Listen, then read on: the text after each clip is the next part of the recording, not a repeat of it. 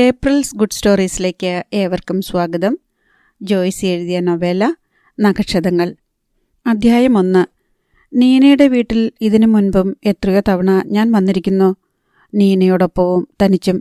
സാധാരണ horn നീട്ടിയടിച്ചുകൊണ്ട് gate കിടന്ന് പാഞ്ഞു ചെന്ന് ഒരു സഡൻ ബ്രേക്കാണ് പതിവ്. മുറ്റത്ത് അനക്കൊണ്ട എഴിഞ്ഞതുപോലെ പാടുണ്ടാകും. നീനയുടെ മമ്മി പറയും, ഇവളൊരു ആണായിട്ട് ജനിക്കേണ്ടതായിരുന്നു. എങ്കിൽ ഞാൻ ആൻറ്റിയുടെ മോളെ കല്യാണം കഴിച്ചേനെ. ചുമ്മാതല്ല, പ്രേമിച്ച് വലച്ച് ഒളിച്ചോടി നാണം കെടുത്തി നശിപ്പിച്ച്. ഭാഗ്യം നീയൊരു പെണ്ണായിട്ട് തന്നെ ജനിച്ചത്. മമ്മി ചിരിച്ചുകൊണ്ട് പറയും. ഇത്തവണ ഞാനങ്ങനെ വെകിളി പിടിച്ച് ചെല്ലാൻ പാടില്ല. സിന്ദൂരത്തിൻ്റെ ഗേറ്റിനിപ്പുറത്ത് കൈനറ്റിക് സ്കൂട്ടർ നിർത്തിയിട്ട് ഹെൽമറ്റ് അഴിച്ച് ഹുക്കിൽ കൊളുത്തിയിട്ടു. നീനയുടെ അതിഥിയായി എത്രയോ വട്ടം ഞാനിവിടെ താമസിച്ചിട്ടുണ്ട്. അവധി ദിവസങ്ങളിൽ എൻ്റെ വീട്ടിലേക്ക് പോകുന്നതിനേക്കാൾ എനിക്കിഷ്ടം നീനയുടെ വീട്ടിലേക്ക് വരുന്നതായിരുന്നു. വീടിന് ചുറ്റും മണൽ വിരിച്ച മുറ്റവും തൊടിയുമായി വേർതിരിക്കുന്ന അരഭിത്തിയുമുണ്ട്. അതിനു പുറമെ 2 ചെറിയ തൊടികൾ. അതൊരു പൂന്തോട്ടമാണെങ്കിലും ഒറ്റ നോട്ടത്തിൽ അങ്ങനെ തോന്നുകയില്ല. നിറയെ പൂച്ചെടികളും പൂമരങ്ങളുമാണ്. പക്ഷെ ഒന്നും വെട്ടിയൊതുക്കിയിട്ടില്ല. അതിനാൽ തന്നെ മനുഷ്യദൃഷ്ടിയിൽ അത് ഹൃദയകാരിയായ ഒരു ഗാർഡനല്ല. എന്നാൽ ചിത്രശലഭങ്ങൾക്കും കിളികുലങ്ങൾക്കും തുമ്പികൾക്കും അണ്ണാറക്കണ്ണന്മാർക്കും ആകാശപ്പറവകൾക്കും അത് മനോഹരമായ പൂങ്കാവനം തന്നെയാണ്. അവിടെയുള്ള എല്ലാ പൂച്ചെടികളെയും അവയുടെ ഇഷ്ടത്തിനൊത്ത് വളരാൻ വിട്ടിരിക്കുകയാണ്. വൃക്ഷം പോലെ വളർന്ന ചെത്തിയും ചെമ്പരത്തിയും ഇലഞ്ഞിയും ചെമ്പകവും മന്ദാരവും പാരിജാതവുമെല്ലാം ഞാൻ ആദ്യമായി കണ്ടത് ആ ഉദ്യാനത്തിലാണ്. തീരെ ചെറിയ ഹൃദയവും മധുരശബ്ദവും അഴകെഴുന്ന രൂപവുമുള്ള നിഷ്കളങ്ക ജീവികളുടെ ആവാസ കേന്ദ്രമാണ് ആ പൂന്തോപ്പ്. ഞാൻ ഗേറ്റ് കടന്ന് മുറ്റത്തേക്ക് പ്രവേശിച്ചപ്പോൾ ഒരു നായ കുരച്ചു. അത് കുതിച്ചു ചാടുന്ന ഗർജനമായിരുന്നതിനാൽ ആദ്യം ഞാൻ നടുങ്ങിപ്പോയി. നീനെ ഒരിക്കലും വീട്ടിൽ ഒരു നായയെ വളർത്താൻ സമ്മതിച്ചിരുന്നില്ല. ഓർക്കപ്പുറത്ത് അത് കുരയ്ക്കുന്നത് കേട്ട് ചെറുജീവികൾ നടുങ്ങിപ്പോകുമെന്നായിരുന്നു അവളുടെ വിശ്വാസം. നായ കുരച്ചുകൊണ്ടേയിരുന്നു. ഞാൻ പൂമുഖത്തേക്ക് കാലെടുത്ത് വെച്ചപ്പോഴേക്കും ഗോപികൃഷ്ണൻ സിറ്റൗട്ടിലേക്ക് വന്നു. എന്നെ കണ്ട് ഒരു മാത്ര സ്തംഭിച്ചു നിന്നു. പിന്നെ വല്ലായ്മ നിറഞ്ഞ മന്ദഹാസത്തോടെ മുന്നോട്ട് വന്ന് എനിക്ക് കൈ തന്നു. കണ്ടിട്ടെത്ര നാളായി? എന്നാണ് തിരിച്ചെത്തിയത്? 3 ദിവസമേ ആയിട്ടുള്ളൂ. ജെറ്റ് ലാഗ് മാർക്കിട്ടാൻ തന്നെ 2 ദിവസം എടുത്തു. ഇപ്പോഴും നോർമലായിട്ടില്ല. ആഹാരവും ഉറക്കവും ഒന്നും. മമ്മി ഇടയ്ക്കിടെ പറയും, ജ്യോതിക ഉണ്ടായിരുന്നെങ്കിൽ ഒന്നും സംഭവിക്കില്ലായിരുന്നെന്ന്. ശരിയാണ്. ഞാനുണ്ടായിരുന്നെങ്കിൽ ഇങ്ങനെയൊരു ദുരന്തം വന്നുകൂടുമായിരുന്നോ? ഇല്ലെന്നാണ് എൻ്റെ വിശ്വാസം. എങ്ങനെയാ വന്നത്? സ്കൂട്ടറിലോ കാറിലോ? സ്കൂട്ടി ഗേറ്റിന് പുറത്തു വെച്ചു. ഞങ്ങളൊരു നായയെ വാങ്ങി. മമ്മിക്ക് കാക്ക കരയുന്നതും കിളി ചിലയ്ക്കുന്നതും കേൾക്കാൻ വയ്യ. നമ്മൾ ദുഃഖിച്ചിരിക്കുമ്പോൾ ആ ശബ്ദങ്ങൾ വേറെ ലോകത്തു നിന്നാണെന്ന് തോന്നും. അതുകൊണ്ടാ നായയെ വാങ്ങിയത്. അവനിടയ്ക്കിടെ കുരച്ച് ഈ വീടിനെ പൊതിഞ്ഞിരിക്കുന്ന മൗനം ഉടച്ചു കളയും. അത് കാരണം വീടുറങ്ങിപ്പോയി എന്ന തോന്നലില്ല. ജ്യോതിക ഇരിക്ക്. എനിക്ക് മമ്മിയെ കാണണം. വരൂ. ഗോപികൃഷ്ണൻ എന്നെയും കൂട്ടി ലിവിംഗ് റൂമിലേക്ക് നീങ്ങി. മമ്മി, ജ്യോതിക വന്നിരിക്കുന്നു. ഗോപികൃഷ്ണൻ വിളിച്ചു പറഞ്ഞു. ഊണുമുറിയുടെ വാതിൽക്കൽ വെച്ചാണ് ഞാൻ രേണുക ആൻറ്റിയെ കണ്ടത്. അല്പം ക്ഷീണിച്ചിട്ടുണ്ട്. കൺതടങ്ങളിൽ വേദനയുടെ നിഴൽ, മുഖത്ത് അജ്ഞാത നൊമ്പരത്തിൻ്റെ വിളർച്ച. ഞാൻ അടുത്തേക്ക് ചെന്നു. മമ്മിയുടെ കണ്ണുകൾ നിറയുന്നത് ഞാൻ കണ്ടു. ചുണ്ടുകൾ വിതുമ്പുന്നു. നീനയുടെ മമ്മി എനിക്കും മമ്മിയാണ്. അവർ എന്നെയും സ്വന്തം മകളെപ്പോലെയേ കണ്ടിട്ടുള്ളൂ. 3 വർഷം ഡിഗ്രിക്ക് ഒന്നിച്ച ഒരേ ക്ലാസ്സിൽ ഇണപിരിയ കുരുവികൾ പോലെ കഴിഞ്ഞ കാലത്ത് സ്ഥാപിച്ചെടുത്തിരുന്ന ബന്ധമാണിത്. ഞാൻ ചെന്ന് മമ്മിയെ പതിയെ കെട്ടിപ്പിടിച്ചു. മമ്മി തേങ്ങുന്നത് ഞാൻ കേട്ടു. എനിക്ക് ആശ്വസിപ്പിക്കാൻ വാക്കുകളൊന്നുമില്ല. എൻ്റെ കുഞ്ഞെ, നീ ഇവിടെ ഉണ്ടായിരുന്നെങ്കിൽ ഒരിക്കലും അവളിങ്ങനെ ചെയ്യില്ലായിരുന്നു. ഒരിക്കലും. ഞാൻ അവരെ ഒന്നുകൂടി അമർത്തിപ്പിടിച്ചു. അല്ലാതെ ആശ്വാസവാക്കുകൾക്കൊന്നും യാതൊരർത്ഥവുമില്ലായിരുന്നു. 3 ആങ്ങളമാർക്ക് ഒരേ ഒരു കുഞ്ഞു പെങ്ങൾ. 3 ആങ്ങളമാരും അവളെ കൈവെള്ളയിലാണ് കൊണ്ടു നടന്നിരുന്നതെന്ന് എനിക്കറിയാം. അവരുടെ കളിക്കുട്ടിയായിരുന്നു അവൾ. അവളുടെ ഉറ്റതോഴി എന്ന നിലയിൽ ആ സ്നേഹോഷ്മളതയുടെ ഒരു പങ്ക് അവരെനിക്കും തന്നിട്ടുണ്ട്. അവധി ദിവസങ്ങളിൽ ഞാനും നീനയും കൂടി ആ വീട് എടുത്തു മലർത്തി വയ്ക്കുമായിരുന്നു. നീനയുടെ മൂത്ത 2 ആങ്ങളമാർ കല്യാണം കഴിച്ച് മാറി താമസിച്ചുവെങ്കിലും വീക്കെൻഡുകളിൽ അവരെല്ലാം തറവാട്ടിലെത്തിച്ചേരുമായിരുന്നു. വേറെ മാറി താമസിച്ചു എന്നാൽ ഒരേ പുരയിടത്തിൽ 2 പുതിയ വീടുകൾ കൂടി നിർമ്മിച്ചു എന്നേ അർത്ഥമുള്ളൂ. നീനയുടെ പപ്പയെയും മമ്മിയെയും പോലെ ഇത്ര സ്നേഹസമ്പന്നരായ മാതാപിതാക്കളെ ഞാൻ വേറെ കണ്ടിട്ടില്ല. നീനയെപ്പോലെ എനിക്കും ഈ കുടുംബത്തിൽ ജനിച്ച് അവരുടെ വാത്സല്യഭാജനമായിരിക്കാനുള്ള ഭാഗ്യം കിട്ടിയില്ലല്ലോ എന്ന് ഞാൻ നീനയോട് അസൂയപ്പെട്ടിട്ടുണ്ട്.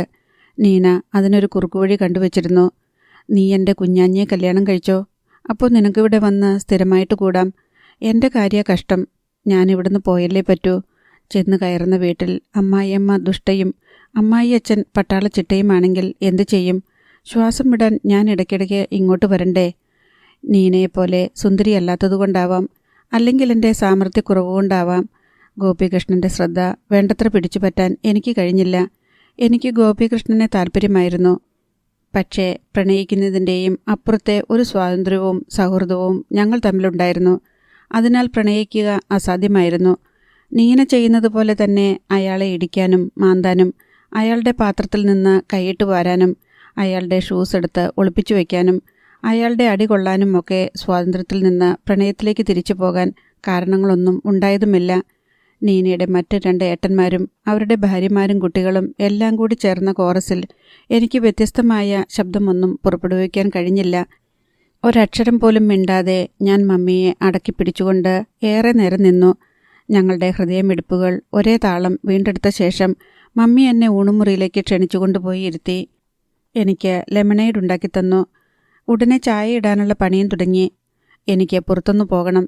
ഗോപികൃഷ്ണൻ വാതിൽ കർട്ടൻ വകഞ്ഞു പിടിച്ചുകൊണ്ട് പറഞ്ഞു. ആ സ്കൂട്ടിയുടെ ചാവി തന്നേക്ക്. പെട്രോൾ ഉണ്ടല്ലോ അല്ലേ? മുൻപായിരുന്നെങ്കിൽ ഞാൻ ചാടിക്കടിക്കേണ്ടതാണ്. അയ്യോടെ മോനെ, അങ്ങനിപ്പോൾ ഓസണ്ട.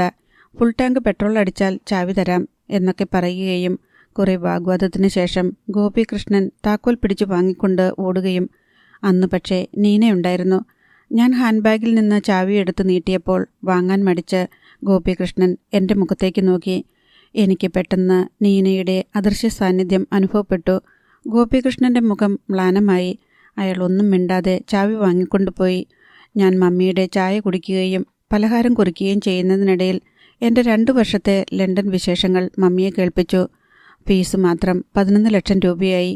ചേച്ചിക്ക് അവിടെ ജോലിയും താമസ സൗകര്യവും ഉള്ളതുകൊണ്ടാണ് ഞാൻ രക്ഷപ്പെട്ടത്. അതുകൂടി ഇല്ലായിരുന്നെങ്കിൽ ഒരു 11 ലക്ഷം കൂടി വേണ്ടി വന്നേനെ. സംഭാഷണത്തിനിടയിൽ നീന കയറി വരാതിരിക്കാൻ ഞാൻ ശ്രദ്ധ വയ്ക്കുന്നത് കണ്ട് രേണുക മമ്മി പറഞ്ഞു. എനിക്ക് സങ്കടം തോന്നുമല്ലോ എന്ന് വിചാരിച്ച് അവളെപ്പറ്റി ഒന്നും പറയാതിരിക്കണ്ട. ഇപ്പോൾ 4-5 മാസം കഴിഞ്ഞില്ലേ?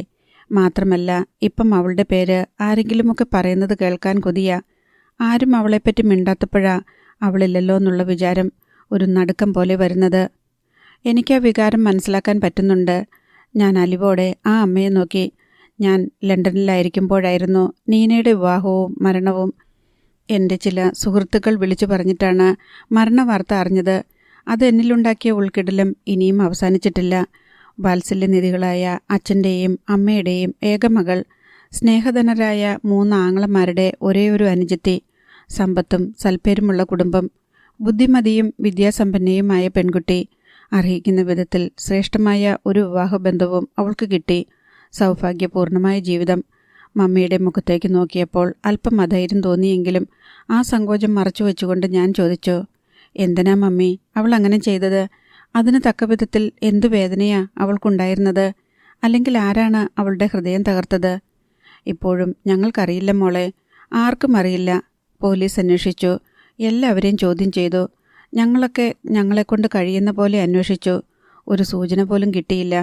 ആദ്യം ഞങ്ങൾ വിചാരിച്ചു അവളുടെ ഭർത്താവിൻ്റെ വീട്ടുകാർ എന്തെങ്കിലും ചെയ്തതാണെന്ന്. പക്ഷെ അവർക്കിപ്പോഴും ആ ഷോക്കിൽ നിന്ന് മോചനം കിട്ടിയിട്ടില്ല. രേണുക മമ്മിയുടെ കണ്ണിലെ നീർത്തുള്ളി തിളക്കത്തിന് വലിപ്പം വെച്ചു. അവളൊരു കുറിപ്പ് പോലും എഴുതി വെച്ചില്ല മോളെ. എന്തിനിങ്ങനെ ചെയ്തു? എന്തിന്? മമ്മി പൊടുന്നനെ തേങ്ങിക്കൊണ്ട് ഡൈനിങ് ടേബിളിലേക്ക് മുഖം കമിഴ്ത്തി. എൻ്റെ മനസ്സിലും ആ ചോദ്യം ഒരു അനാഥ ശവം പോലെ തൂങ്ങിയാടി. നീന എന്തിന് ആത്മഹത്യ ചെയ്തു? അധ്യായം 2. തിരിച്ചു വന്ന് സ്കൂട്ടർ കാർപോർച്ചിൻ്റെ അരികിൽ വച്ചിട്ട് താക്കോൽ എൻ്റെ കയ്യിൽ തരുമ്പോൾ ഗോപികൃഷ്ണൻ പറഞ്ഞു, ഫുൾ ടാങ്ക് പെട്രോൾ അടിച്ചിട്ടുണ്ട്. എനിക്ക് സങ്കടം വന്നു. നീനയുള്ളപ്പോഴാണെങ്കിൽ ഒരു ക്യാനും കൂടി തന്നു വിടാമായിരുന്നു. 10 ലിറ്ററിൻ്റെ എന്ന് പറയേണ്ടതാണ്. നമുക്ക് പ്രിയപ്പെട്ട ചിലരുടെ വേർപാട് നമ്മുടെ സന്തോഷത്തിൻ്റെയും ഉല്ലാസത്തിൻ്റെയും കുതിച്ചുചാട്ടങ്ങളെ അമർത്തിപ്പിടിക്കുന്നുണ്ടെന്ന് എൻ്റെ അങ്കിളിൻ്റെ മകൻ ഉമേഷ് ഒരു ബൈക്ക് ആക്സിഡൻറ്റിൽ മരിച്ച ശേഷം ഞാൻ തിരിച്ചറിഞ്ഞിട്ടുള്ളതാണ്. അവനാണെങ്കിൽ എല്ലാവർക്കും പ്രിയങ്കരനായിരുന്നു. ഒരു ബൈക്കും ഒരു മൊബൈലും കൊണ്ട് അവൻ എല്ലായിടത്തും പാഞ്ഞു നടന്ന് എല്ലാവരെയും തൊട്ടു. 4 മണിക്ക് നീനയുടെ പപ്പ പെട്രോൾ പമ്പിൽ നിന്ന് ചായ കുടിക്കാൻ എത്തുന്നതോടെ മടങ്ങാമെന്നാണ് ഞാൻ കണക്കുകൂട്ടിയിരുന്നത്. പപ്പയെ എങ്ങനെ അഭിമുഖീകരിക്കുമെന്നത് എന്നെ അലട്ടുന്നുണ്ടായിരുന്നു. മമ്മി ഒരു സ്ത്രീ ആയതുകൊണ്ട് എനിക്ക് അവരെ ആശ്ലേഷിക്കാം, അവരെ തലോടാം, അവരുടെ കൈവിരലുകളിൽ തെരുപ്പിടിപ്പിച്ചുകൊണ്ടിരിക്കാം.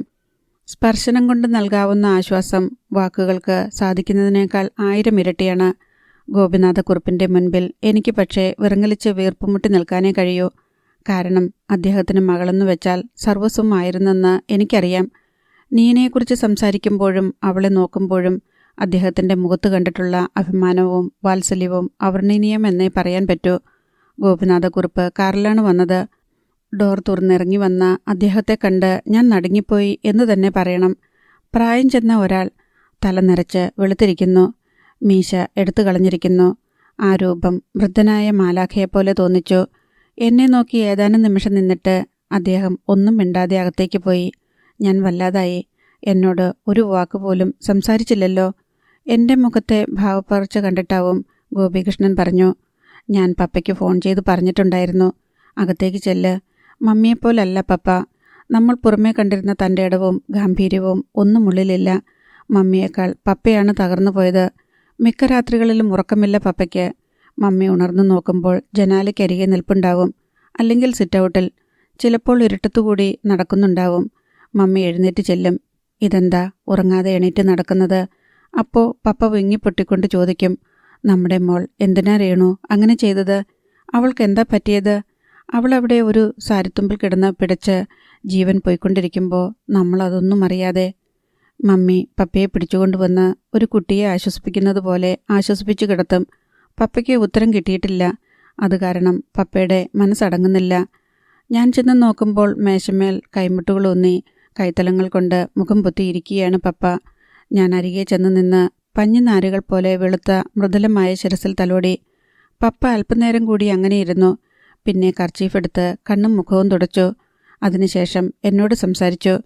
പപ്പയുടെ ഒച്ച കോൾഡ് പിടിച്ചാലെന്ന പോലെ അടഞ്ഞിരുന്നു. ഗദ്ഗതങ്ങളെ അടക്കിക്കൊണ്ടാണ് പപ്പ എന്നോട് സംസാരിച്ചത്.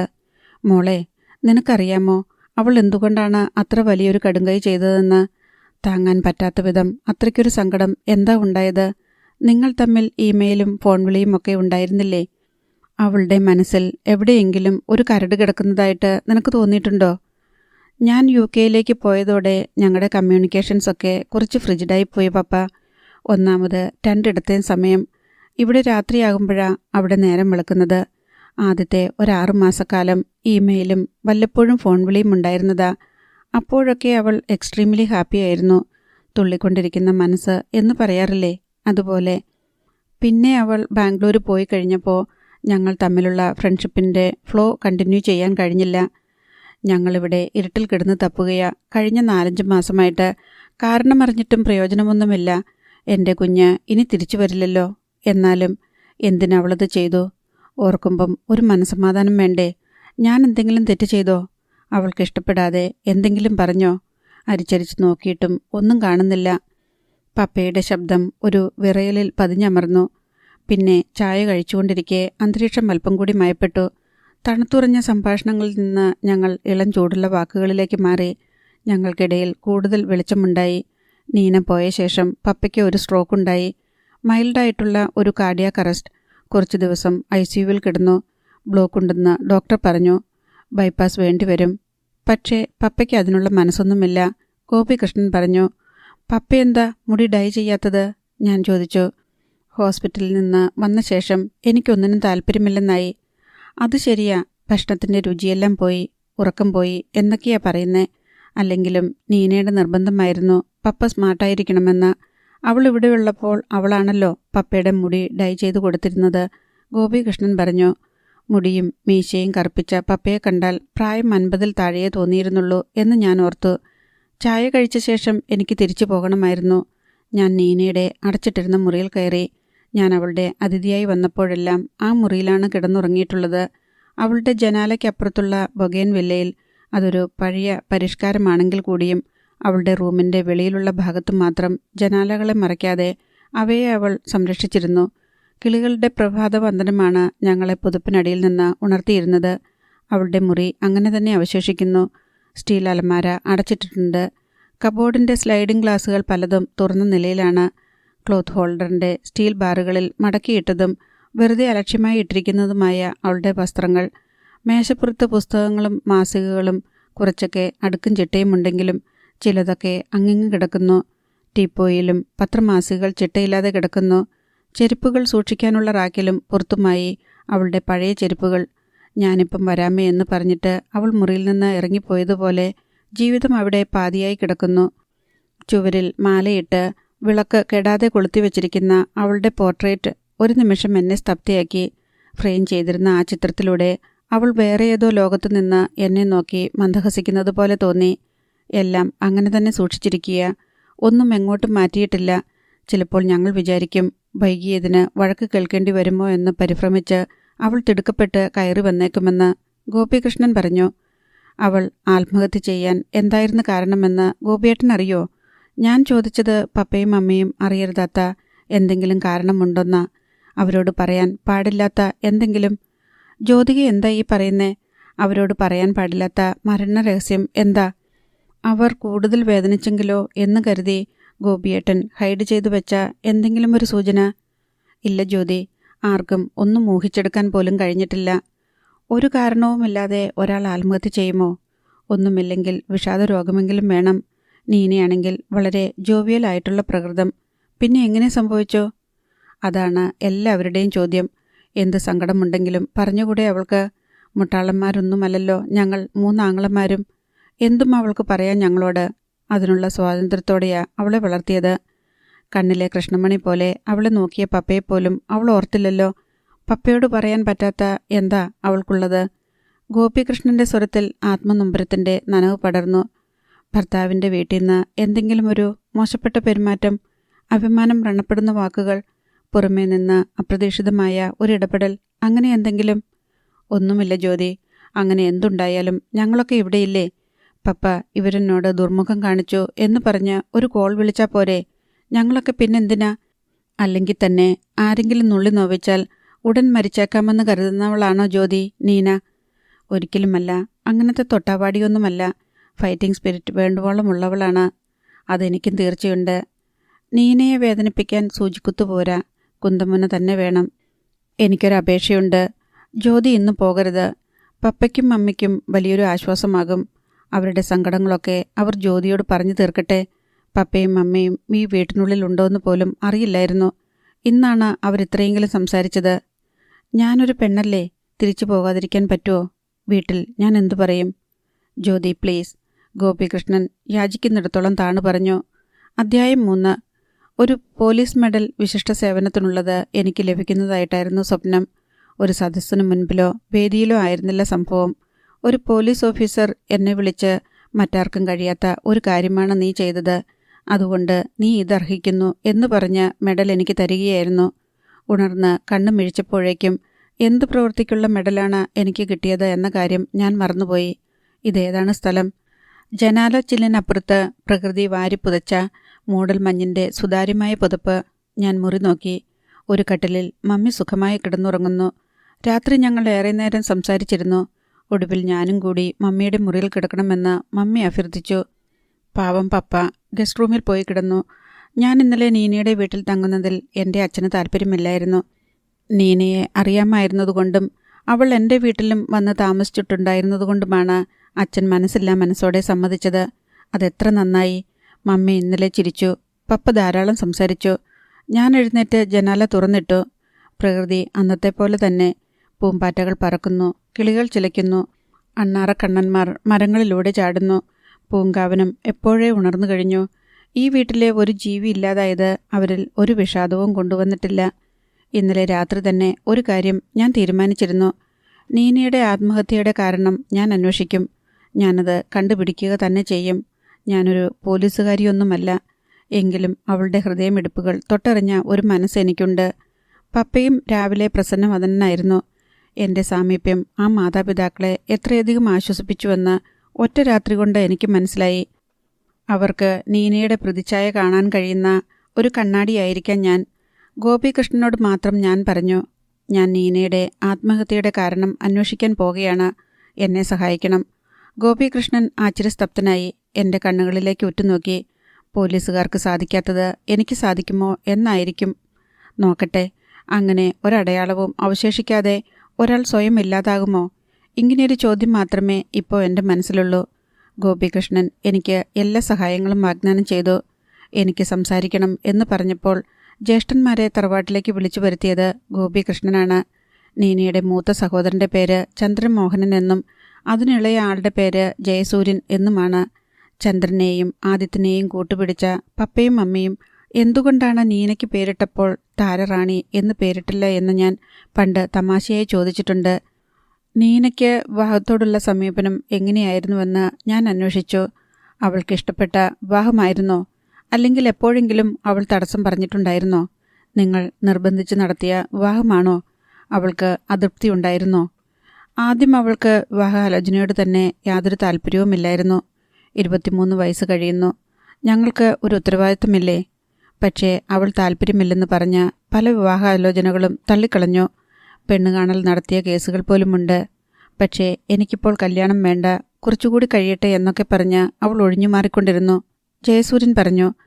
ബാംഗ്ലൂരിൽ അവൾ ചെയ്തിരുന്ന ഡിപ്ലോമ കോഴ്സ് 1 വർഷത്തെ ആയിരുന്നില്ലേ? ഞാൻ ചോദിച്ചു. അതെ, print and web multimedia journalism. Gopikrishnan പറഞ്ഞു. അത് കഴിഞ്ഞപ്പോൾ അവൾ ജ്വല്ലറി ഡിസൈനിങ് പഠിക്കണമെന്ന് പറഞ്ഞ് vogue institute of fashion technology എന്ന സ്ഥാപനത്തിൽ ചേർന്നു. ഈ 2 കോഴ്സുകളും തമ്മിലുള്ള വൈരുദ്ധ്യം പാരഡോക്സ് എന്ന് തന്നെ പറയണം. അന്നേ ഞാൻ പപ്പയോട് പറഞ്ഞതാ. മൾട്ടിമീഡിയയേക്കാൾ അവൾക്ക് ഇൻട്രസ്റ്റിംഗ് ആയി തോന്നിയത് ജ്വല്ലറി ഡിസൈനിങ് ആയിരിക്കാമെന്ന് പപ്പ വാദിച്ചു. ഞങ്ങൾ ചോദിച്ചപ്പോൾ അവളും അതുതന്നെ പറഞ്ഞു. ഓക്കെ എന്ന് ഞങ്ങളും സമ്മതിച്ചു. ബാംഗ്ലൂരിൽ റിലേറ്റീവ്സിൻ്റെ കൂടെ അല്ലായിരുന്നോ താമസം? അതെ, അങ്കിളിൻ്റെ കൂടെ. മമ്മിയുടെ മൂത്ത ബ്രദറാണ്. അവർ ഭാര്യയും ഭർത്താവും അവിടെ ഒരു പ്രൈവറ്റ് കോളേജിൽ ടീച്ചേഴ്സാണ്. അവർക്ക് മക്കളുണ്ടാവുമല്ലോ? ഇല്ലേ? ഇല്ല, അവർക്ക് കുട്ടികളില്ല. അത് കാരണം അവരുടെ വാത്സല്യം കൂടി നീനയ്ക്ക് കിട്ടിയിരുന്നു. മകളെപ്പോലെയായിരുന്നു അവർക്ക് അവൾ. കല്യാണം കഴിക്കുന്നതിൽ വിസമ്മതമുണ്ടായിരുന്നെങ്കിലും തങ്ങൾ നിർബന്ധപൂർവ്വം ഒരു പെണ്ണുകാണലിന് വിളിച്ചു വരുത്തിയിരുന്നുവെന്ന് ജയസൂര്യ വെളിപ്പെടുത്തി. യാതൊരു കുറ്റവും പറയാനില്ലാത്ത വിവാഹാലോചന. എറണാകുളത്ത് നിന്നാണ് ചെറുക്കൻ. വിജിലൻസിൽ DYSP ആയി ജോലി ചെയ്യുന്നു. സുമുഖൻ. കുടുംബം നന്ന്. മാതാപിതാക്കളും 2 മക്കളും. ഇളയത് പെൺകുട്ടി. പെണ്ണുകാണൽ നടന്നു. അവൾക്ക് ഒരു കുറ്റവും പറയാൻ കഴിയില്ല. പോലീസുകാരെ പേടിയാണെന്നൊക്കെ ഒരൊഴികഴിവ് പറഞ്ഞു നോക്കി. ഞാൻ അവളോട് പറഞ്ഞു, കളിക്കരുത് നീ, ജീവിതമാണിത്. ചന്ദ്രമോഹൻ പറഞ്ഞത് മുഴുവൻ ഞാൻ ശ്രദ്ധിച്ചു കേട്ടു. പെണ്ണുകാണലിന് ശേഷം അവൾ ബാംഗ്ലൂരിലേക്ക് തിരിച്ചുപോയി. അവിടെ ചെന്ന് ഒരാഴ്ച കഴിഞ്ഞ ശേഷമാണ് അവൾ ഓക്കെ പറഞ്ഞത്. അവൾക്കവിടെ ആരോടെങ്കിലും പ്രണയമുണ്ടായിരുന്നെങ്കിലോ? ഞാൻ ചോദിച്ചു. അതും ഞങ്ങൾ അന്വേഷിച്ചു. ഞങ്ങൾ അവളോട് പറഞ്ഞു, നിന്റെ മനസ്സിൽ ആരെങ്കിലും ഉണ്ടെങ്കിൽ തുറന്നു പറയണം. അതാരായാലും ഞങ്ങളത് നടത്തിത്തരും. അതൊരു പാവപ്പെട്ടവനായിരുന്നാലും മറ്റേതെങ്കിലും ജാതിയോ മതത്തിലോ പെട്ടവനായാലും അതൊന്നും പ്രശ്നമല്ല. ജ്യോതിക്കറിയാമല്ലോ, ഞാൻ കല്യാണം കഴിച്ചിരിക്കുന്നത് ഒരു ക്രിസ്ത്യാനി പെണ്ണിനെയാണ്. ഇവിടെ എൻ്റെ പ്രതീക്ഷ അസ്തമിക്കുകയാണ്. അവരാരും വെറുതെ പറയുന്നതല്ലെന്ന് എനിക്കറിയാം. നീനയ്ക്ക് വേണ്ടി എന്തു വിട്ടുവീഴ്ചയും ചെയ്യുമെന്ന് അവൾക്കും അറിയാമായിരുന്നു. ആരോടെങ്കിലും പ്രണയമുണ്ടെങ്കിൽ അത് മറച്ചു വയ്ക്കേണ്ട ആവശ്യം അവൾക്കില്ല. എങ്കിലും എൻ്റെ മുൻപിൽ ഇനിയും ചില വഴികൾ തുറക്കപ്പെടാനുണ്ടെന്ന് എനിക്കറിയാം. ഒരാൾ പ്രണയം നടിച്ച് അവളെ ലൈംഗികമായും സാമ്പത്തികമായും ചൂഷണം ചെയ്തിരിക്കാം.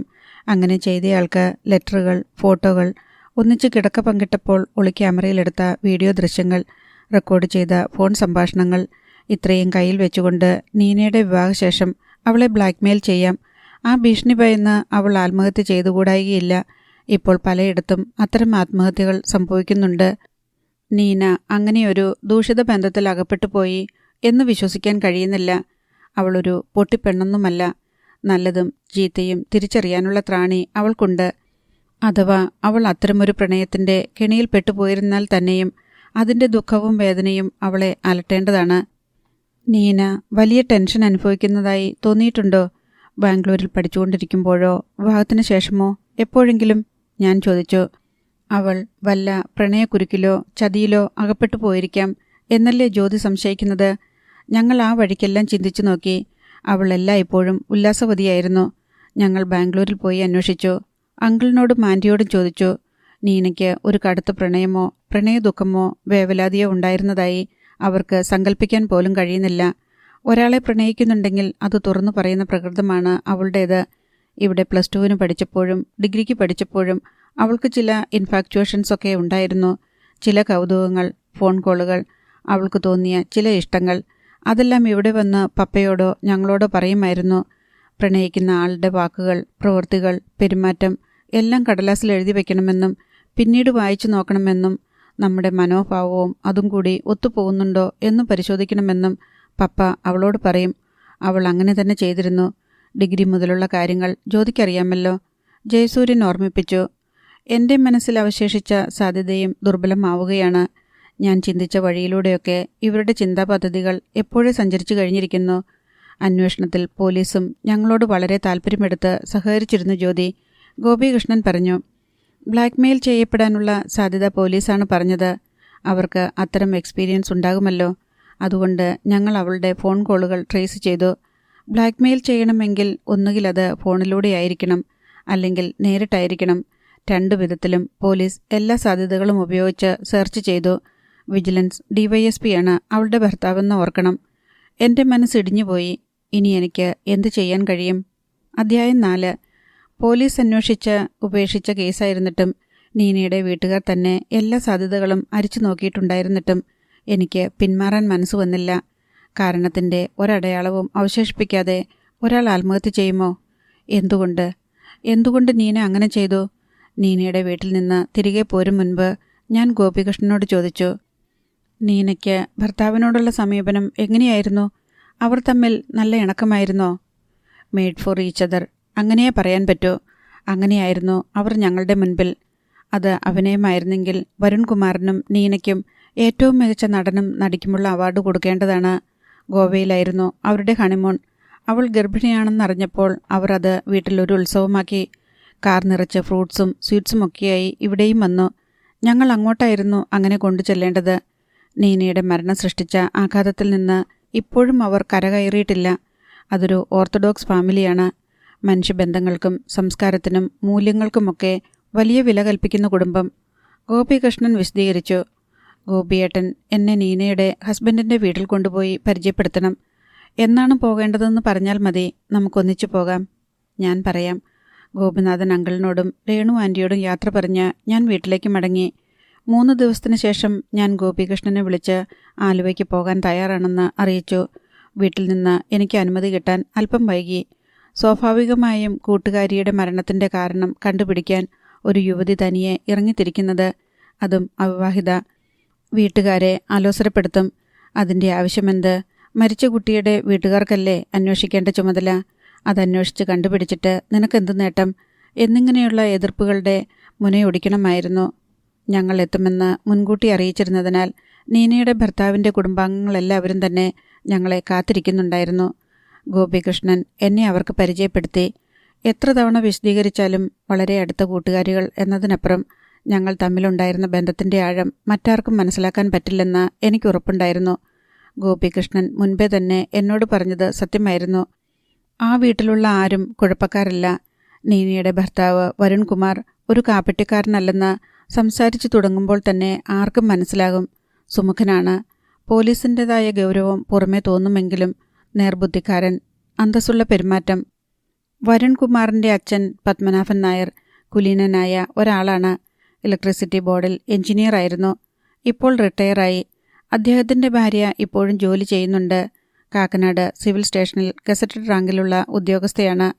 നീനയുടെ ആത്മഹത്യയുടെ കാരണം സ്വന്തം നിലയിൽ അന്വേഷിക്കുന്നുണ്ടെന്ന് ഞാൻ അവരോട് പറഞ്ഞു.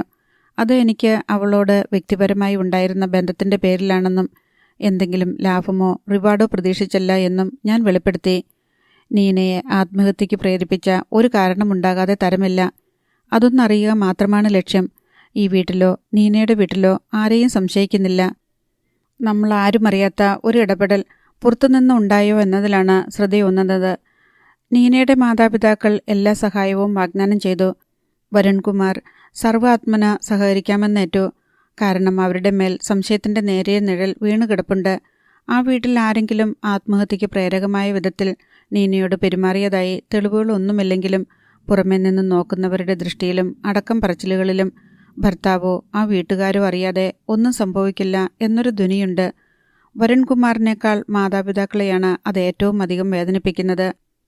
ഞാനും നീനയും തമ്മിൽ 4 മാസത്തെ സഹവാസത്തിനിടയിൽ ഒരിക്കൽ പോലും മുഖം മുഷിഞ്ഞ് സംസാരിക്കേണ്ടി വന്നിട്ടില്ല.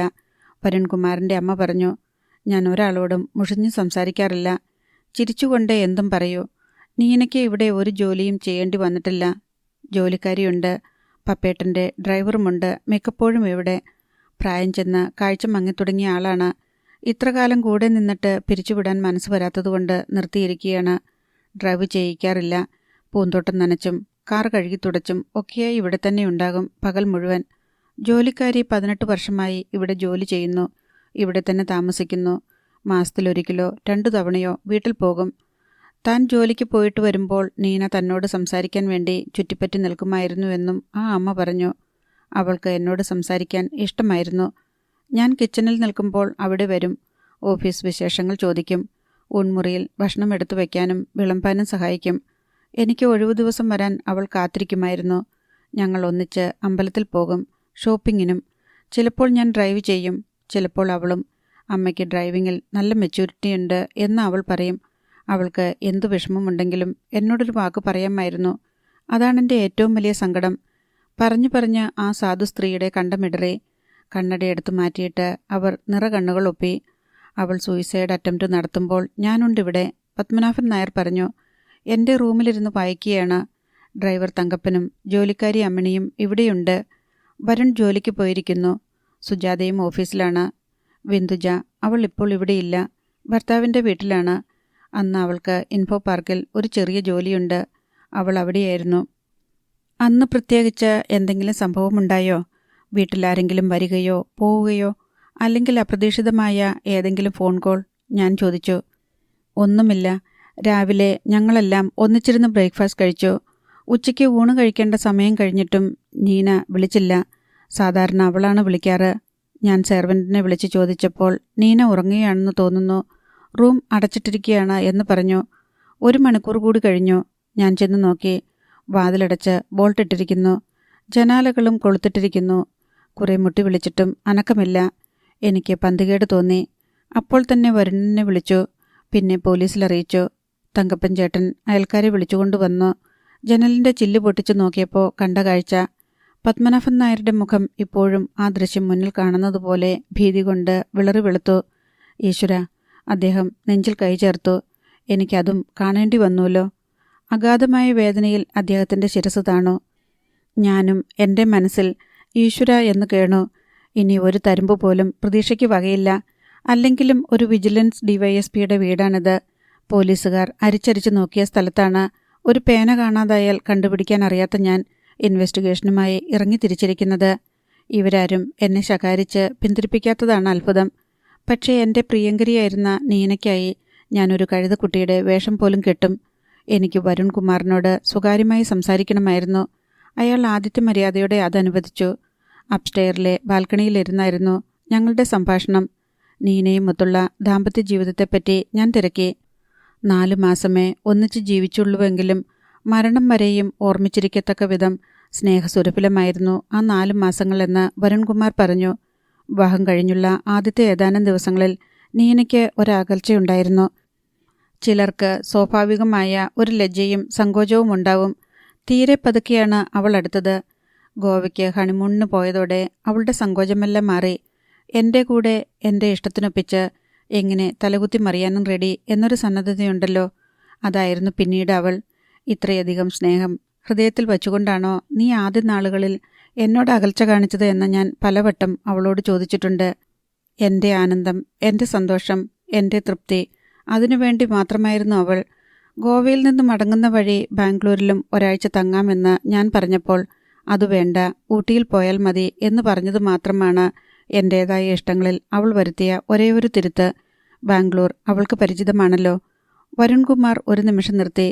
വിഷാദം കിനിയുന്ന കണ്ണുകൾ വിദൂരതയിലേക്ക് നീണ്ടു. അവൾ ഗർഭിണിയായപ്പോൾ ഞങ്ങളത് വലിയ ആഘോഷമാക്കി. ഒരോണം വന്നതുപോലെയായിരുന്നു.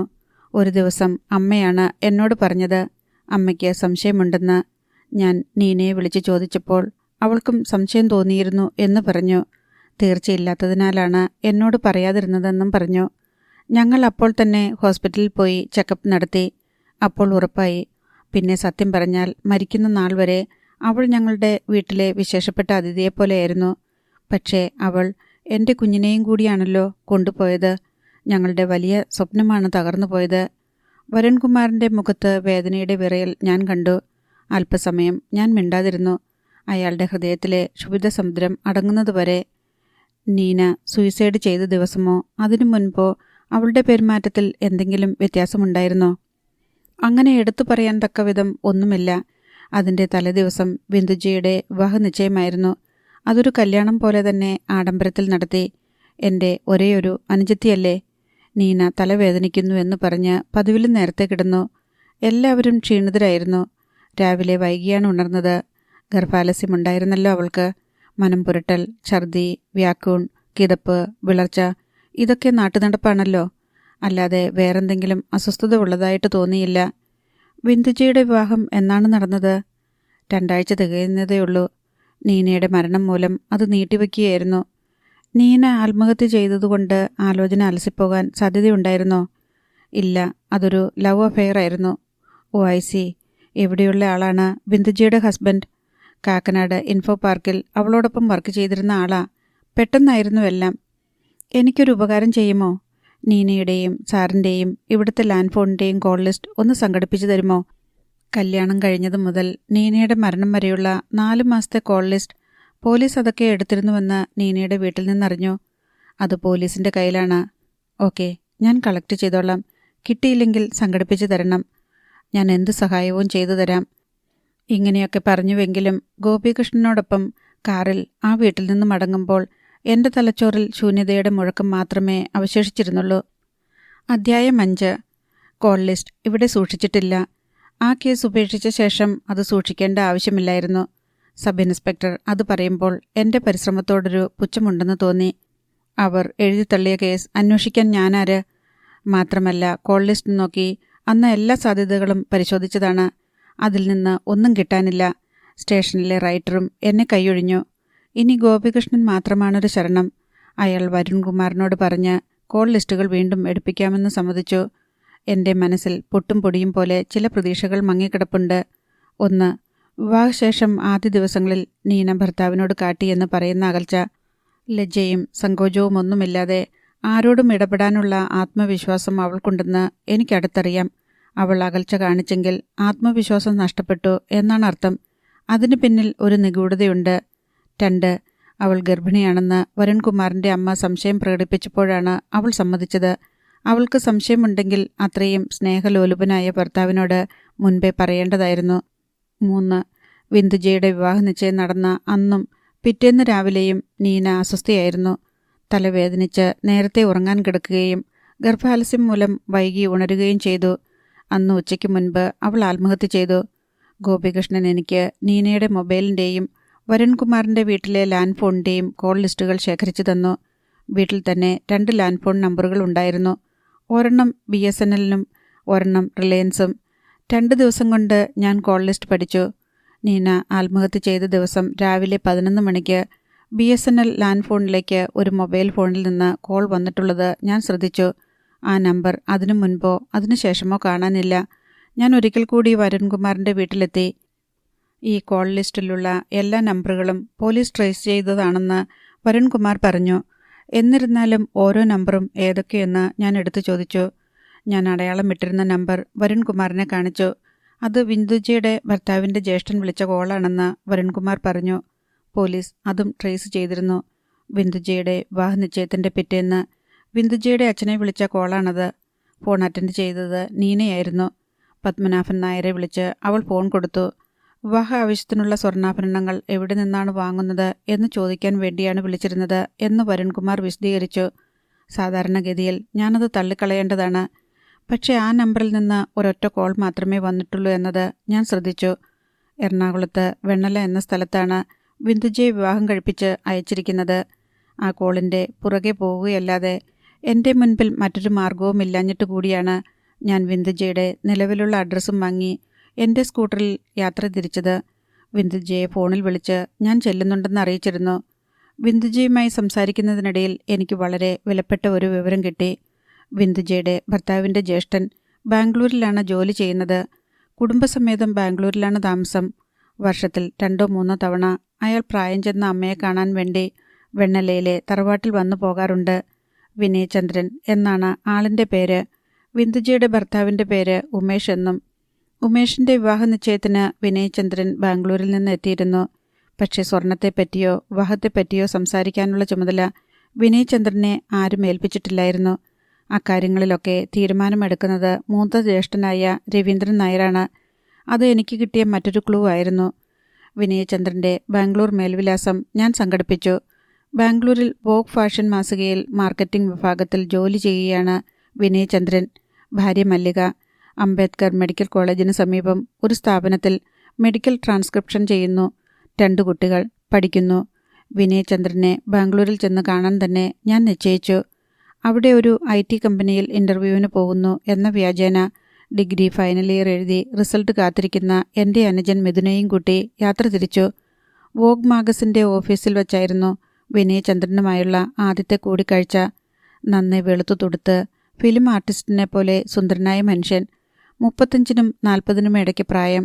എക്സിക്യൂട്ടീവ് സ്റ്റൈലിൽ ഫുൾ സ്ലീവ് ഷർട്ടും പാൻസും ടൈയും ഒക്കെയുള്ള വേഷധാരണം. എണ്ണത്തിളക്കം തോന്നിപ്പിക്കുന്ന പ്രൗഢവും സുന്ദരവുമായ ഇംഗ്ലീഷ് ഉച്ചാരണം. കൺപോളയ്ക്കുള്ളിൽ പാതി മറിഞ്ഞ തീക്ഷ്ണമായ കൃഷ്ണമണികൾ.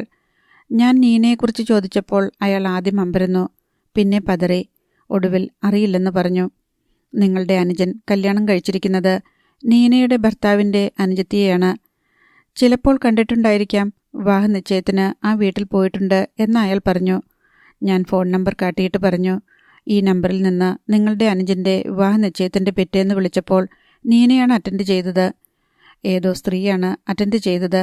അതേ എനിക്കറിയൂ. ഞാൻ ഉമേഷിൻ്റെ ഫാദർ-ഇൻ-ലോയോടാണ് സംസാരിച്ചത്. അയാൾ പറഞ്ഞു. ആ കൂടിക്കാഴ്ച എന്നെ സംബന്ധിച്ചിടത്തോളം പരാജയമായിരുന്നു എന്ന് പ്രത്യേകം പറയേണ്ടതില്ലല്ലോ. നീന ബാംഗ്ലൂരിൽ പഠിച്ചിരുന്നപ്പോൾ താമസിച്ചിരുന്ന അതേ വീട്ടിലാണ് ഞാനും മിഥുനും ക്യാമ്പ് ചെയ്തത്. ഗോപികൃഷ്ണൻ അങ്കിളിനെയും ആൻറ്റിയെയും ഫോണിൽ വിളിച്ച് അതെല്ലാം ഏർപ്പാടാക്കിയിരുന്നു. നീനയ്ക്ക് വിനയചന്ദ്രൻ എന്നൊരാളുമായി എന്തെങ്കിലും അടുപ്പമുണ്ടായിരുന്നുവെന്ന് സങ്കല്പിക്കാൻ പോലും സന്നദ്ധരായിരുന്നില്ല നീനയുടെ അങ്കിളും ആൻറ്റിയും. നീന ആദ്യം പഠിച്ചിരുന്ന ഇൻസ്റ്റിറ്റ്യൂട്ടിൽ ചെന്ന് അതേ ബാച്ചിലുണ്ടായിരുന്ന വിദ്യാർത്ഥികളുടെ അഡ്രസ്സ് ശേഖരിക്കാൻ ഞാനൊരു ശ്രമം നടത്തി. 3 ആൺകുട്ടികളുടെയും 5 പെൺകുട്ടികളുടെയും അഡ്രസ്സ് മാത്രമേ കിട്ടിയുള്ളൂ. അതുവെച്ച് ഒരന്വേഷണം നടത്തി. പഠനശേഷം ബാംഗ്ലൂരിൽ തന്നെ ജോലി ചെയ്യുന്ന അൽക്ക എന്ന പെൺകുട്ടിയെ കാണാൻ കഴിഞ്ഞതായിരുന്നു എൻ്റെ അന്വേഷണത്തിലെ ഏറ്റവും പ്രധാനപ്പെട്ട വഴിത്തിരിവ്. അൽക്ക ഒരിക്കൽ ലാൽബാഗ് ഗാർഡനിൽ വെച്ച് നീനയോടൊപ്പം അല്പം മുതിർന്ന ഒരാളെ കാണുകയുണ്ടായി. അങ്കിൾ എന്നാണ് നീന അയാളെ അൽക്കയ്ക്ക് പരിചയപ്പെടുത്തിയത്. അൽക്കയോടൊപ്പം അവൾ സ്നേഹിച്ചിരുന്ന ചെറുപ്പക്കാരനുണ്ടായിരുന്നു. അവൾ ഒരു ഓട്ടോ ഫോക്കസ് ക്യാമറയിൽ കാമുകൻ്റെ ഫോട്ടോ ക്ലിക്ക് ചെയ്യുമ്പോഴാണ് നീനയും അങ്കിളും കൂടി നടന്നു വരുന്നത് കണ്ടത്. അൽക്ക പെട്ടെന്നെന്തോ ഓർത്തതുപോലെ അവളുടെ ലാപ്ടോപ്പ് എടുത്തുവെച്ച് അതിനുള്ളിൽ സേവ് ചെയ്തിട്ടിരുന്ന ചില ഫോട്ടോകൾ നോക്കി. ഒരു ഫോട്ടോ എന്നെ കാണിച്ചിട്ട് പറഞ്ഞു, ഞാൻ ഈ സ്നാപ്പ് എടുക്കുമ്പോൾ ബാക്ക്ഗ്രൗണ്ടിൽ അവരുണ്ട്. ദാ ഇത് കണ്ടോ? അവൾ തൊട്ട് കാണിച്ചു. അതും സൂം ചെയ്യൂ. ഞാൻ പറഞ്ഞു. പിക്സൽസ് വന്ന് അവ്യക്തമാകുന്നതിന് തൊട്ടു മുൻപ് വരെ അവൾ സൂം ചെയ്ത് കാണിച്ചു. അത് വിനയചന്ദ്രൻ തന്നെ. എനിക്ക് യാതൊരു സംശയവുമില്ല. 2 പേരും കൈകോർത്ത് പിടിച്ച് നടക്കുന്ന ദൃശ്യം. ഞാൻ അൽക്കയെക്കൊണ്ട് ആ ചിത്രം ഒരു CD-യിൽ റൈറ്റ് ചെയ്തെടുത്തു. ഇത്തവണ ഞാൻ വിനയചന്ദ്രൻ്റെ തന്നെ ലാപ്ടോപ്പിൽ പ്രദർശിപ്പിച്ചു കാണിച്ച ആ ഫോട്ടോയ്ക്ക് മുന്നിൽ പരാജിതനായി ഇരുന്നു പോയി വിനയചന്ദ്രൻ. ഞാൻ പോലീസുകാരിയല്ല. കുറ്റകൃത്യം തെളിയിക്കാൻ വന്നവളല്ല. എനിക്കാരെയും ഉപദ്രവിക്കണമെന്നുമില്ല. പക്ഷേ ഒന്നെനിക്കറിയണം, നീന എന്തിനാണ് ആത്മഹത്യ ചെയ്തതെന്ന്. നിങ്ങൾ സഹകരിക്കുന്നില്ലെങ്കിൽ ഞാൻ പോലീസ് സഹായം തേടും. ആ ഭീഷണിയേറ്റു. വിനയചന്ദ്രൻ മനസ്സ് തുറക്കാമെന്ന് സമ്മതിച്ചു. അധ്യായം 6. കേരളത്തിൽ നിന്നും ബാംഗ്ലൂരിലേക്കുള്ള ഒരു ട്രെയിൻ യാത്രയ്ക്കിടയിലാണ് വിനയചന്ദ്രനും നീനയും തമ്മിൽ പരിചയപ്പെടുന്നത്. ന്യൂനമർദ്ദം വഴിതെറ്റിച്ച ഒരു മഴക്കാല യാത്ര. തമിഴ്നാട്ടിലുടനീളം ഘോരമായ മഴയും കൊടുങ്കാറ്റും. കോയമ്പത്തൂരിൽ ട്രെയിൻ യാത്ര അവസാനിച്ചു. റെയിൽപാത മുങ്ങിക്കിടക്കുകയാണ്. ബംഗാൾ ഉൾക്കടലിൽ രൂപം കൊണ്ട ന്യൂനമർദ്ദം സൈക്ലോണായി രൂപാന്തരപ്പെട്ടിരിക്കുകയാണ്. എറണാകുളത്ത് നിന്ന് ട്രെയിനിൽ കയറിയ നീനയ്ക്കും വിനയചന്ദ്രനും നേർക്ക് നേരെയുള്ള സിംഗിൾ വിൻഡോ സൈഡ് സീറ്റാണ് കിട്ടിയത്. പാലക്കാട് എത്തുമ്പോഴേക്കും പരിചയമായി. കോയമ്പത്തൂരിൽ യാത്ര മുടങ്ങി. വിനയചന്ദ്രനുമായി ഇതിനകം സൗഹൃദം സ്ഥാപിച്ചു കഴിഞ്ഞിരുന്നതിനാൽ നീനയ്ക്ക് അയാളോടൊപ്പം ബസ്സിൽ യാത്ര തിരിക്കാൻ ഒരു മടിയുമുണ്ടായില്ല. പക്ഷേ ഈ റോഡിൽ ബസ് യാത്രയ്ക്കും വഴിമുട്ടി. അർദ്ധരാത്രിയോടടുത്ത നേരത്ത് പെരുമഴയത്ത് ലഗേജുമായി തരപ്പെട്ട് കിട്ടിയ ലോഡ്ജ് മുറിയിൽ 2 പേരും അഭയം പ്രാപിച്ചു. 2 രാത്രിയും 1 പകലും. വിനയചന്ദ്രൻ മഴയത്ത് പോയി എവിടുന്നെങ്കിലും ഭക്ഷണം കൊണ്ടുവരും. കടകളെല്ലാം അടച്ചിട്ടിരിക്കുകയാണ്. രണ്ടാമത്തെ രാത്രിയുടെ കുളിരിൽ, ഏകാന്തതയിൽ, സ്വാതന്ത്ര്യത്തിൽ അവർ ശരീരത്തിൻ്റെ വിലക്കുകളെ മറന്നു. പ്രണയത്തിൻ്റെ മറ്റൊരു ചുഴലി രൂപം കൊള്ളുകയായിരുന്നു. വിനയചന്ദ്രൻ നാട്ടിലേക്ക് ട്രെയിൻ കയറുമ്പോൾ നീനയും കയറും. ഫസ്റ്റ് ക്ലാസ് കൂപ്പയിലാണ് യാത്ര. തിരിച്ചങ്ങോട്ടും അങ്ങനെ തന്നെ.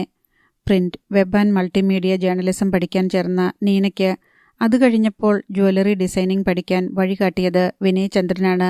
വോഗ് മാഗസിൻ്റെ തന്നെ വോഗ് ഇൻസ്റ്റിറ്റ്യൂട്ട് ഓഫ് ഫാഷൻ ടെക്നോളജിയിൽ അഡ്മിഷനും തരപ്പെടുത്തി. 1 വർഷം കൂടി സ്നേഹം പങ്കിടാം എന്നുള്ളതായിരുന്നു അതുകൊണ്ടുണ്ടാകുന്ന ലാഭം.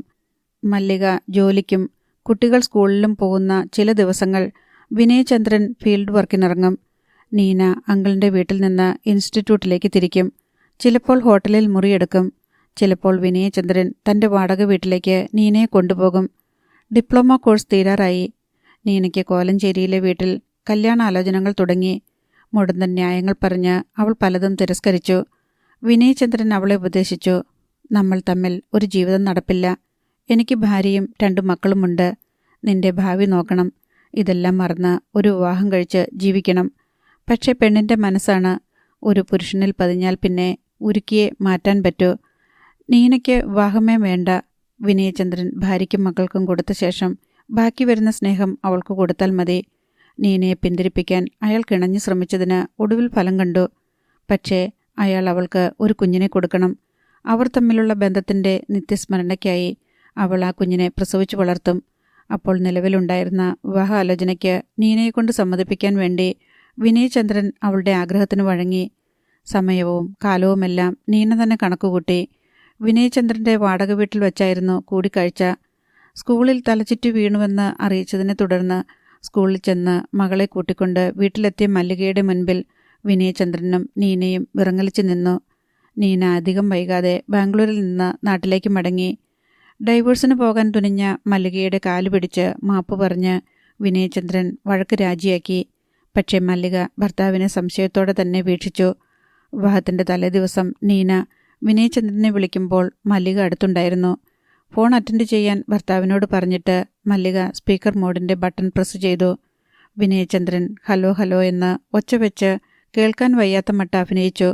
മറുവശത്തു നിന്ന് നീന സംസാരിച്ചു കൊണ്ടിരുന്നു. നാളെ അവളുടെ വിവാഹമാണെന്നും ആശിച്ചതുപോലെ തന്നെ സംഭവിച്ചുവെന്നും രഹസ്യമായി ടെസ്റ്റ് ചെയ്തുവെന്നും നീന വെളിപ്പെടുത്തി. അത്രയും ആയപ്പോഴേക്കും വിനയചന്ദ്രൻ ഫോൺ താഴെയിട്ടു. മല്ലിക എത്ര തന്നെ ഭീഷണിപ്പെടുത്തിയിട്ടും നീനയുടെ അഡ്രസ്സോ ഫോൺ നമ്പറോ അയാൾ മല്ലികയ്ക്ക് വിട്ടുകൊടുത്തില്ല. തൽക്കാലം ആ പ്രശ്നം അവസാനിച്ചു. പിന്നീട് വിനയചന്ദ്രൻ നീനയെ കാണുന്നത് ഉമേഷിൻ്റെ കല്യാണ നിശ്ചയത്തിന് വധുഗൃഹത്തിലെത്തിയപ്പോഴാണ്. തൻ്റെ അനുജൻ വിവാഹം കഴിക്കാൻ പോകുന്നത് നീനയുടെ ഭർത്താവിൻ്റെ സഹോദരിയാണെന്നറിഞ്ഞ് അയാൾ സ്തംഭിച്ചുപോയി. പിറ്റേന്ന് വീട്ടിലുള്ളവരെല്ലാം ഓഫീസിലായിരിക്കും എന്ന ധാരണയിൽ ഉമേഷിൻ്റെ കയ്യിൽ നിന്ന് വരുൺകുമാറിൻ്റെ വീട്ടിലെ ലാൻഡ് ഫോൺ നമ്പർ വാങ്ങി വിനയചന്ദ്രൻ വിളിച്ചു. പ്രതീക്ഷിച്ച പോലെ തന്നെ നീനയെ ലൈനിൽ കിട്ടി. താൻ കഴിഞ്ഞതെല്ലാം മറന്നു കഴിഞ്ഞെന്നും ഇനി ഉപദ്രവിക്കരുതെന്നും നീന അയാളോട് പറഞ്ഞു. തന്നെ പ്രാണനെപ്പോലെ സ്നേഹിക്കുന്ന ഒരു ഭർത്താവുണ്ട്. അദ്ദേഹത്തെ ദൈവത്തെപ്പോലെ കരുതി മനസ്സിൽ വെച്ച് പൂജിക്കുകയാണ്. ചെയ്തു പോയ തെറ്റുകൾക്ക് ഒരിറ്റു കണ്ണീർ തൂകാതെ ഒരു രാത്രിയിലും താൻ ഉറങ്ങാറില്ല. തൻ്റെ ഉദരത്തിൽ വളരുന്ന കുഞ്ഞ് സ്വന്തമാണെന്ന് കരുതി ഭർത്താവ് ആഹ്ലാദിക്കുന്നത് കാണുമ്പോൾ ഹൃദയം വെന്തു നീറുകയാണ്. ഈശ്വരനെ ഓർത്ത് ഞങ്ങളുടെ ജീവിതം തകർക്കരുത്. എല്ലാം മാപ്പാക്കണം, മറക്കണം. ഇതായിരുന്നു നീനയുടെ അവസാനത്തെ അപേക്ഷ. പക്ഷേ എനിക്കൊരു സത്യം അവളോട് പറയേണ്ടി വന്നു. ഞാൻ നിന്നെ ഒരിക്കലും ഉപദ്രവിക്കില്ല. പക്ഷേ നീ പ്രഗ്നൻ്റ് ആയിരുന്നു എന്ന യാഥാർത്ഥ്യം മല്ലികയ്ക്കറിയാം. നിന്റെ വിവാഹകാര്യവും അവൾക്കറിയാം. നീ വിളിച്ചു പറഞ്ഞപ്പോൾ അവൾ സ്പീക്കർ ഫോൺ മോഡലിട്ട് കേട്ടതാണ്. ഉമേഷിൻ്റെ വിവാഹത്തിനോ അതിനുശേഷമോ എപ്പോഴെങ്കിലും എവിടെയെങ്കിലും വെച്ച് നിനക്ക് മല്ലികയെ നേരിൽ കാണേണ്ടി വരും. മല്ലിക നിന്നെ തിരിച്ചറിയുമെന്ന കാര്യത്തിൽ സംശയം വേണ്ടല്ലോ. ആലോചിക്കുക. ഞാൻ പിന്നീട് വിളിക്കാം. തൽക്കാലം ആർക്കും സംശയം തോന്നണ്ട. നീ ഫോൺ വിന്ദുജയുടെ അച്ഛന് കൊടുക്കുക. ഇത്രയും ഞാൻ നീനയോട് സംസാരിച്ചു എന്നത് സത്യമാണ്. അതിനുശേഷം ഉമേഷിൻ്റെ ഫാദർ ഇൻ ലോയോടും സംസാരിച്ചു. സ്വർണത്തിൻ്റെ കാര്യം വെറുതെ സംസാരിച്ചുവെന്നേ ഉള്ളൂ. അന്ന് വൈകുന്നേരം ഉമേഷ് ഫോൺ വിളിച്ച് നീന ആത്മഹത്യ ചെയ്തു എന്ന് പറഞ്ഞപ്പോൾ ഞാൻ ഞെട്ടിപ്പോയി. പക്ഷേ ഞാൻ നിസ്സഹായനായിരുന്നു. ഇത്രയുമാണ് സത്യം. എനിക്ക് ഒന്നും പറയാൻ സാധിച്ചില്ല. ആരെയാണ് ഞാൻ പഴിക്കേണ്ടത്? എനിക്കറിയില്ല. ഈ പരമാർത്ഥങ്ങൾ ഞാൻ ആരുടെ മുൻപിൽ വെളിപ്പെടുത്തും? ഒരു കാര്യം എനിക്ക് ബോധ്യമായി. ആത്മഹത്യയല്ലാതെ നീനയുടെ മുൻപിൽ മറ്റൊരു മാർഗവും അവശേഷിച്ചിരുന്നില്ല.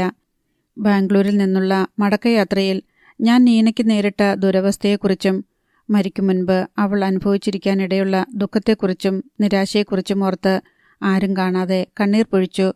ഞാൻ ബാംഗ്ലൂരിൽ നിന്നും മടങ്ങിയെത്തി എന്നറിഞ്ഞ് ഗോപികൃഷ്ണൻ പ്രത്യാശയോടെ ഫോണിൽ വിളിച്ച് എന്നോട് ചോദിച്ചു, ബാംഗ്ലൂരിൽ പോയിട്ട് എന്തായി? എന്തെങ്കിലും സൂചന കിട്ടിയോ? ഇല്ല ഗോപിയേട്ടാ, ഞാൻ തുടങ്ങിയെടുത്തു തന്നെ അവസാനിപ്പിക്കുക.